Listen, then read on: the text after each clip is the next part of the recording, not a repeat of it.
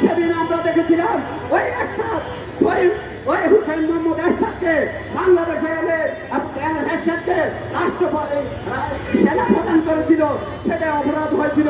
ওই জামাত ইসলামের গোলাম আজমকে রাষ্ট্রের মর্যাদায়, রাষ্ট্রীয় মর্যাদায় তাদেরকে প্রায় দিয়েছিল, সেটাই বিএনপির ভুল হয়েছিল আমি মনে করি।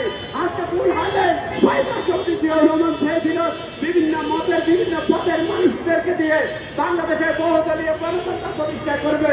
সেদিন আমরা দেখতে পেয়েছিলাম ওই ষড়যন্ত্রকারী, দুষ্কৃতিকারী এবং দৌরাত্ম্য সৃষ্টিকারী ওই আওয়ামী লীগ কখনো আমাদের সাথে ওয়াদা রাখে নেই।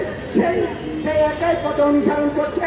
আজকে 1971 সালে স্বাধীনতা বিরোধীরা আজকে দেশের বিরোধিতা করেছে, তেমনিভাবে আজকে ভূমিকা নিশ্চিত করার জন্য যখন বিএনপি আন্দোলন সংগ্রাম করেছিল সেই প্রক্রিয়ার বিরুদ্ধে আজকে জামাত ইসলামের যে ভূমিকা, সেটা আমরা আসলে তাদের ইতিহাস বলতে চাই না।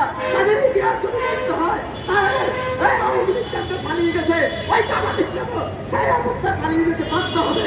অর্থাৎ আমি আপনাদেরকে সতর্ক করে বলে দিতে চাই, এদেশের মানুষ যে আন্দোলন করছে ভোট বিপ্লবের জন্য, সেই আন্দোলনকে আমরা সামনে রেখে আজকে আমাদের জাতীয়তাবাদী আদর্শের নেতৃত্বে আমরা ইনশাআল্লাহ ডক্টর ইউনূসের যে ঘোষিত নির্বাচনী কমিশন, সে অনুযায়ী নির্বাচন হবে।